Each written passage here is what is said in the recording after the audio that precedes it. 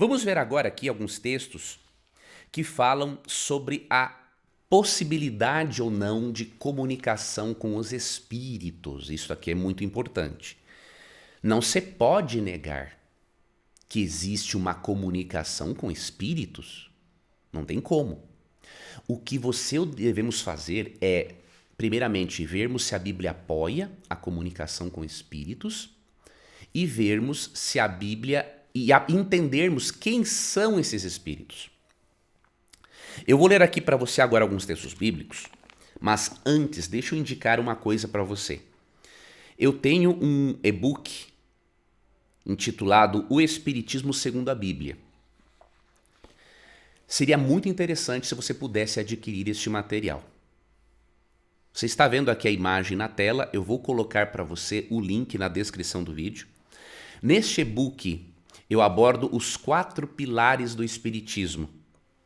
Eu abordo o primeiro pilar, que é a reencarnação, o segundo pilar, o estado do homem após a morte, o terceiro pilar, a lei do karma, quarto pilar, os médiuns, quinto pilar do Espiritismo, a lei da evolução, e depois, numa lição de número 8, no livro, no e-book, o Jesus da Bíblia é o mesmo apresentado pelo Espiritismo. Por exemplo, Allan Kardec, pai do Espiritismo moderno, disse que os espíritos afirmaram para ele que Jesus não é Deus. Mas a Bíblia diz que Jesus é Deus. E aí? Sabemos por um princípio da lógica que 2 coisas contraditórias não podem ser verdadeiras ao mesmo tempo. Então, ou Allan Kardec estava com a razão e os espíritos que falaram com ele estavam com a razão quando disseram que Jesus não é Deus, ou a Bíblia, Jesus está com a razão quando diz que é Deus. Então você precisa entender essas questões, tanto para você compreender o que é o Espiritismo, quanto para você ensinar para as pessoas a respeito do assunto. E no último capítulo do e-book, o que Deus espera de você, irmão espírita. Então eu recomendo que você adquira este material. Quando você adquirir, a plataforma que o hospeda vai mandar diretamente para você um acesso para que você possa baixar e ter esse rico material. Tá? Então o link está aqui na descrição do vídeo. Bom, seguindo aqui adiante, vamos ler aqui alguns textos bíblicos que nos mostram a possibilidade ou não de comunicação com espíritos, tá? Esse texto aqui ele é muito importante, entre outros, para que você possa entender o porquê que Deus não aprova a comunicação com espíritos. Vamos começar aqui com Deuteronômio 18. Allan Kardec, pai do Espiritismo moderno, tem um comentário interessante sobre esse texto. Se eu não me engano é no livro A Gênese. Mas o que acontece? Aqui Deuteronômio 18 tem uma proibição para consultar espíritos. E ele disse o seguinte, que esta proibição aconteceu porque Deus não queria que os israelitas se associassem ao paganismo.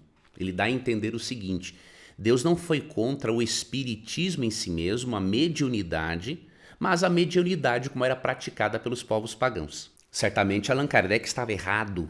Primeiro porque em Deuteronômio 18, eu vou mostrar para você, é uma proibição clara a qualquer tipo de consulta a espíritos. Segundo, o Salmo 84:11 diz o seguinte, porque o Senhor Deus é sol e escudo, o Senhor dá graça e glória, não recusa nenhum bem aos que andam retamente. Então, se a mediunidade fosse um bem, Deus jamais iria recusar isso ao seu povo, mesmo que tenha sido praticado por povos pagãos. Então, se Deus recusou esta prática ao seu povo, chamando-a inclusive de abominável, isso indica que Deus não aprova a mediunidade e que ela não tem origem em Deus. Então, presta atenção nesse Salmo 84:11 e agora na leitura que farei de Deuteronômio 18 para você. Aqui condena tanto práticas espiritualistas quanto espíritas. Considerando o Salmo 84:11 que Deus não sonega, Deus não priva os seus filhos de nenhum bem, é óbvio que se Deus privou-os destas práticas aqui, é porque elas não são de Deus. Simples assim. Deuteronômio 18, 9 a 14. Quando vocês entrarem na terra que o Senhor, seu Deus, lhes der, não aprendam os costumes abomináveis daqueles povos. Olha aqui, ó. Quando fala abomináveis, é porque está totalmente em oposição a Deus. Que não exista entre vocês ninguém que queime o seu filho ou a sua filha em sacrifício, ou seja, sacrifícios infantis, obviamente, nem que seja adivinho, prognosticador, agoureiro, feiticeiro, encantador, necromante, quem pratica necromancia, consulta espíritos de mortos, praticante de magia, ou alguém que consulte os mortos. E agora no verso 12 é dada a razão. Pois todo aquele que faz tal coisa é abominação ao Senhor. E por estas abominações o Senhor, o Deus de vocês, está expulsando esses povos diante de vocês. Então, entre as abominações que levaram Deus a expulsar os povos pagãos estão a feitiçaria, a adivinhação, magia, consulta aos mortos. Lembre-se, eu não estou aqui questionando pessoas sinceras que praticam isso. Há muitos médiuns que são verdadeiros amigos de Deus, filhos que estão em busca dele. Eu não estou questionando a pessoa, estou questionando a prática.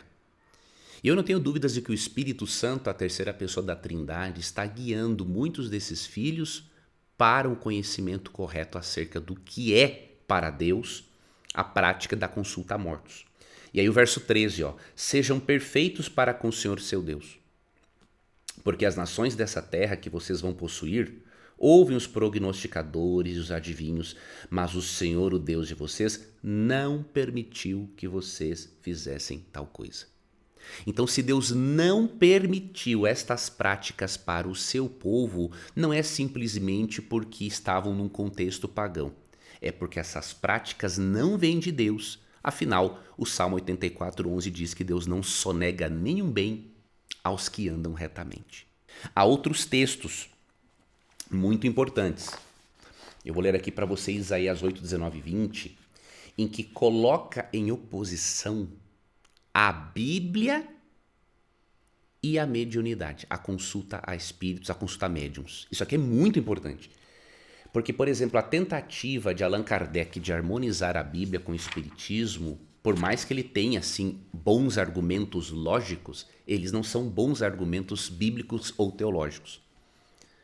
Tá? Por exemplo, o Evangelho segundo o Espiritismo, ele não vai se harmonizar com o texto bíblico, não tem como.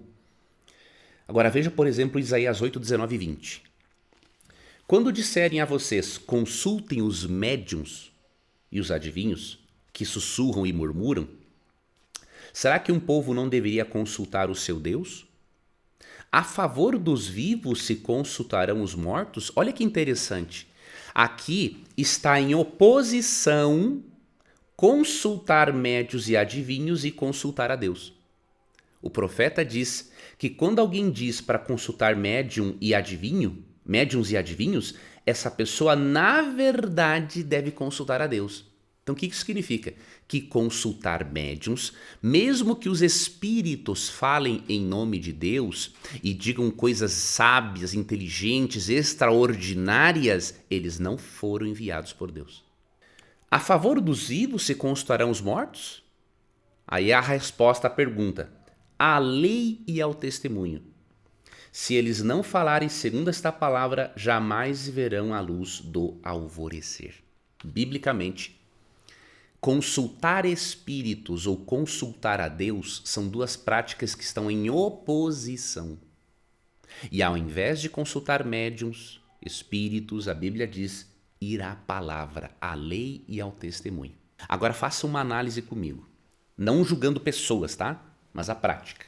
Se Deus abomina tanto práticas espiritualistas quanto espíritas, se Deus diz que ao invés de consultar médiuns, deve-se consultar a Ele, e se de acordo com Apocalipse 12, 7 a 12, só existem dois poderes antagônicos no universo, nós já podemos fazer aqui uma dedução lógica de quem está por trás dos espíritos do espiritismo. Há dois poderes antagônicos, Cristo e seus anjos e Satanás e seus anjos. A Bíblia proíbe a consulta a mortos, ela não nega que existam espíritos Só que a Bíblia nega que sejam espíritos e seres humanos. Porque sendo que há dois poderes antagônicos, é óbvio que se Deus não aprova, são os espíritos demoníacos, os anjos caídos, que personificam pessoas mortas para poder enganar as pessoas acerca das verdades essenciais da salvação. Eu sei que essa mensagem pode ser forte para muitos, mas é a opinião da Bíblia. E repito, aqui não estou julgando pessoas, nem a sinceridade dessas pessoas, mas as práticas à luz do texto bíblico. Os espíritos, os anjos caídos, eles sabem da necessidade humana de conforto, de orientação de Deus. E eles se aproveitam desta necessidade para misturar verdades, sim, sobre conforto, Deus, orientações, para misturar essas verdades com mentiras. Por quê? Porque juntamente com a crença na imortalidade da alma e juntamente com a mediunidade, os espíritos, os anjos caídos podem ensinar, transmitir para a pessoa outras doutrinas distorcidas que vão atrapalhar a compreensão dela do plano de salvação. Eles vão introduzir, por exemplo, a lei do karma, reencarnação, a lei da mediunidade, obviamente, lei da evolução, esses pilares que eu abordo no meu e-book. E quando a pessoa aceita esses pilares, ela vai negar a posição bíblica sobre a morte. Ela vai acabar negando também a doutrina bíblica da justificação unicamente pela fé independente das obras, o que contradiz totalmente a lei do karma. Então você precisa ter em mente essas coisas. Juntamente com uma doutrina errada, outras doutrinas erradas fazem parte da vida da pessoa. E aí, não tendo uma compreensão devida de quem é Jesus Cristo e uma compreensão devida do que acontece com a alma, diríamos assim, após a morte, a pessoa fica mais susceptível aos enganos dos espíritos, dos anjos caídos. E, consequentemente, a salvação dela fica extremamente prejudicada ou até mesmo ela perde-a. Porque ela seguiu por um caminho que não leva à salvação. Por mais que seja um caminho lógico, que forneça respostas satisfatórias, não são as respostas de Deus para os problemas da vida e para a existência humana. Então é muito importante que você faça esta análise.